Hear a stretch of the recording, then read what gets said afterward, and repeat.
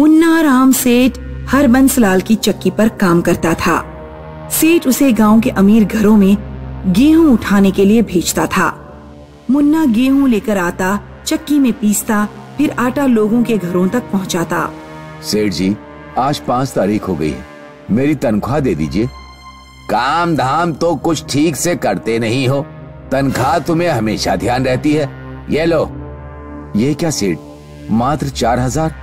आपने तो कहा था कि इस महीने से आप मुझे 5000 देंगे। तुम्हारे काम के हिसाब से 4000 भी ज्यादा है। अब जाओ यहाँ से, मेरा टाइम मत खराब करो। मुन्ना जब घर पहुंचा तो उसकी बीवी उससे बोली, सेठ के यहाँ काम करने से बेहतर है कि आप खुद की चक्की खरीद लो और अपना धंधा शुरू करो। सेठ पैसे देने में बहुत कंजूसी करता है। लेकिन मैं चक्की कैसे खरीदूंगा? चक्की खरीदने के लिए भी तो पैसे चाहिए।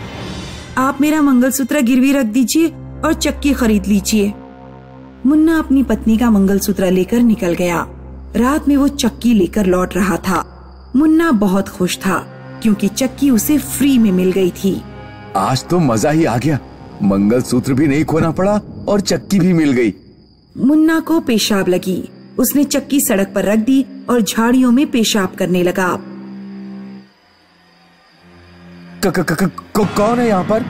मुन्ना टॉर्च जलाता है। मुन्ना ने देखा कि उसकी टांगों के नीचे एक भूतनी लेटी हुई है। मुन्ना इतनी देर से भूतनी पर ही पेशाब कर रहा था। मुन्ना की सांसें रुक गई।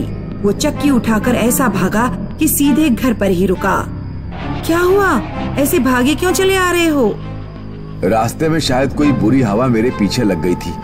खैर वो छोड़ो, और एक खुशी की बात सुनो। दुकान के मालिक ने मुझे फ्री में चक्की दे दी। क्यों? कारण तो मुझे नहीं पता। दुकानदार ने मुझसे कहा कि वो बहुत दयालु आदमी है और गरीब लोगों की मदद करते हैं। पापा, आप चक्की ले आए? अरे बेटी, तुम नानी के घर से वापस कब आ गई? हाँ पापा, अब मैं चक्की चलाने में आपकी मदद करूंगी। रात में जो मुन्ना का परिवार सो रहा था तो अचानक सोनम को चक्की की चलने की आवाज आई। मम्मी पापा जब यहाँ सो रही हैं तो कमरे में चक्की कौन चला रहा है? सोनम कमरे में देखने जाती है।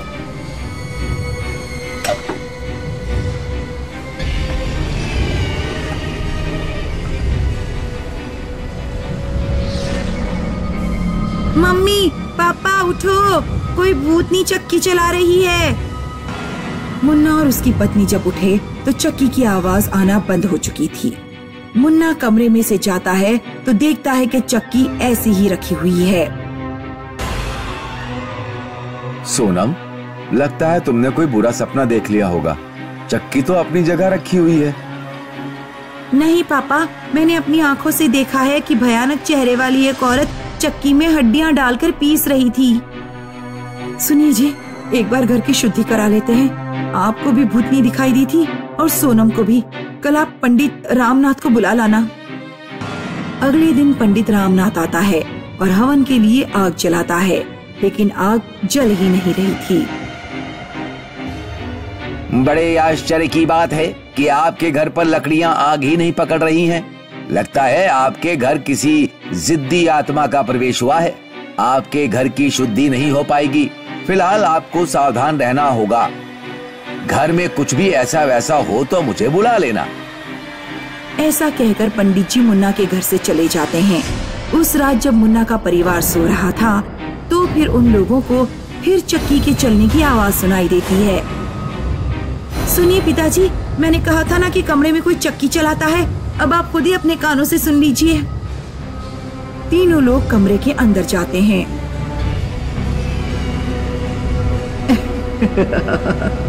आ जाओ, तुम तीनों को मैं इसी में पीस देती हूँ। भूतनी हवा में उड़ती हुई तीनों की तरफ बढ़ती है, लेकिन तभी मुन्ना कमरे का दरवाजा बंद कर देता है। अंदर से भयानक आवाज आती है, कब तक बचोगे मुझसे? ये मेरी चक्की है। जो भी इसका इस्तेमाल करेगा मैं उसकी बोटियां काटकर इसी में पीस दूंगी। मुन्ना के परिवार को पूरी रात घर के बाहर बैठकर बितानी पड़ी, क्योंकि उन्हें घर के अंदर जाने से डर लग रहा था। जब दिन निकला तो मुन्ना पंडित जी को बुला कर लाया और उसने सारी बात पंडित जी को बताई। मैंने अच्छे अच्छे भूत प्रेतों को मजा चखाया है। तुम चिंता मत करो, आज रात मैं इसी कमरे में रुकूंगा। पंडित ने कमरा बंद कर लिया और रात में उसी कमरे में रुका जिसमें चक्की रखी हुई थी। करीब आधी रात को कमरे से भयानक आवाजें आना शुरू हो गई। मुन्ना दरवाजा खटखटाता है। पंडित जी, क्या हो रहा है? क्या हो रहा है अंदर? पंडित जी, दरवाजा खोलिए। मुन्ना सारी रात दरवाजा पीटता रहा, लेकिन दरवाजा खुला ही नहीं। आखिरकार मुन्ना ने गांव के कुछ लोगों को बुलाया और दरवाजा तोड़ दिया। पंडित का केवल धड़ चक्की के पास पड़ा हुआ था और सिर का कुछ भी पता नहीं चला। पंडित का लड़का राहुल भी मुन्ना के घर पहुंचा। पिताजी, जिसने भी आपको मारा है उसे मैं जिंदा नहीं छोड़ूंगा।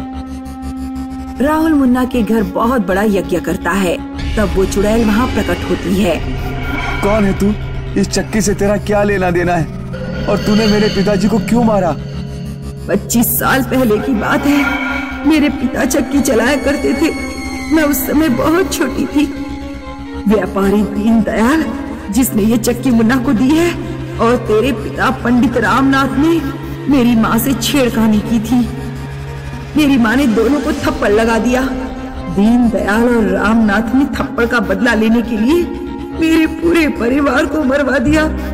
आज अगर मैं जिंदा होती तो तेरे ही बराबर होती। मैं अपने पिताजी की तरफ से माफी मांगता हूँ और हम सब गांव वाले व्यापारी दीनदयाल को भी सजा दिलाएंगे, लेकिन तुम इस गांव से चली जाओ। पहले दीनदयाल को भी सजा दो। जब तक दीनदयाल को सजा नहीं मिलेगी मैं गांव से नहीं जाऊंगी।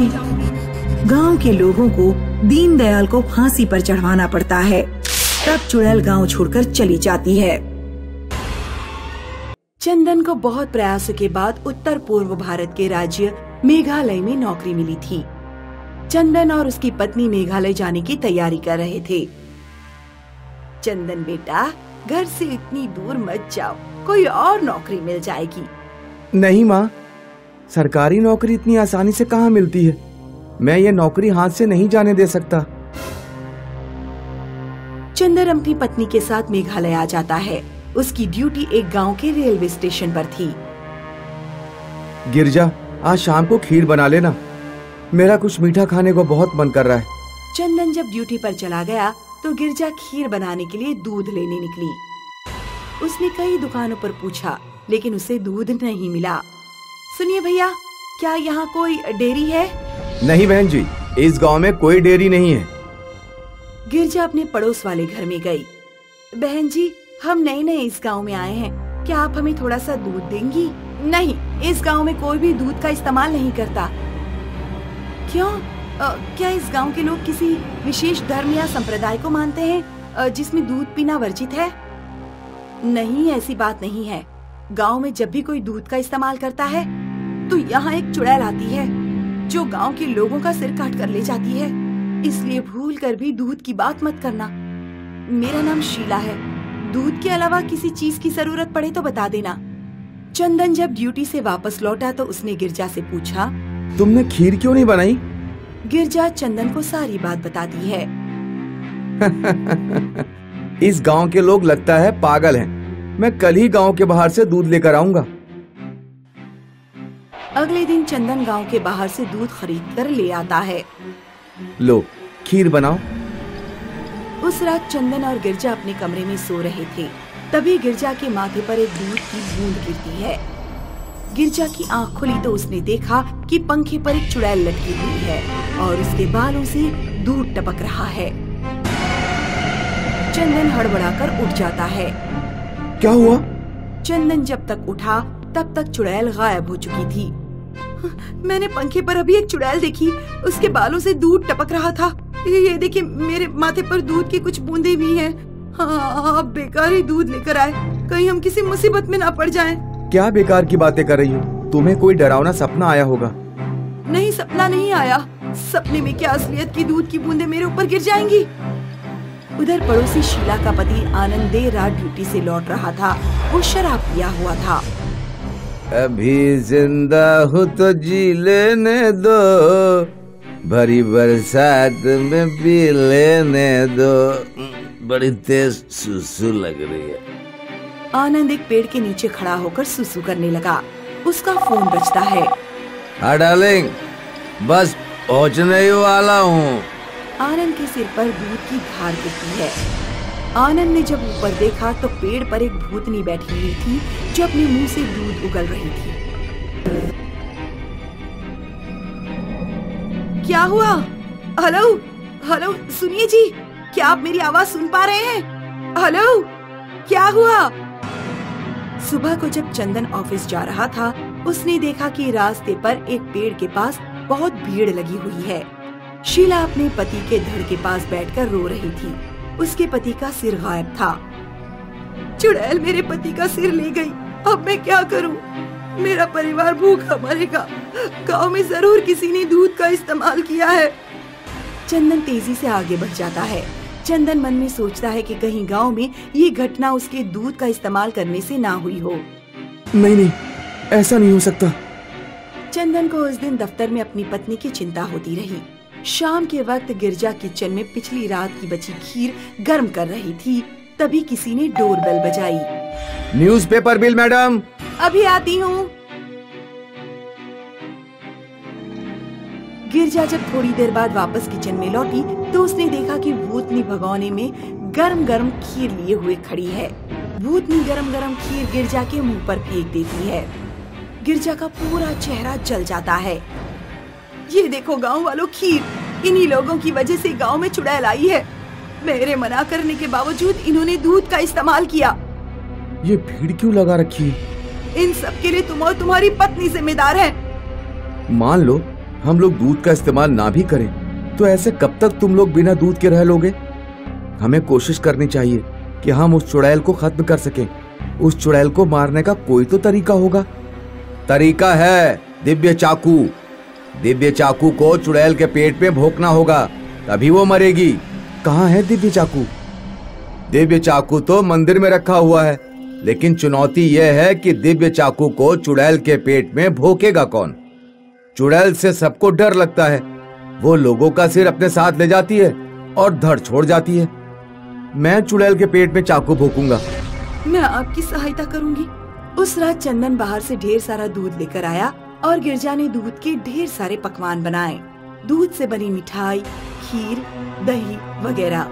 रात के 2 बजे चुड़ैल वहाँ पर आती है तो तुम लोग मानोगे नहीं। चुड़ैल गिरजा की तरफ बढ़ती है। योजना के मुताबिक चंदन ने एक बड़ी और मोटी चादर चुड़ैल के ऊपर फेंक दी। तभी चंदन चुड़ैल के पास आया और उसने चुड़ैल के पेट में दिव्य चाकू भोंक दिया। चुड़ैल के मरते ही गिरजा का जला हुआ चेहरा ठीक हो गया और जिन लोगों को चुड़ैल ने मारा था वे भी जिंदा होकर वापस लौट आए।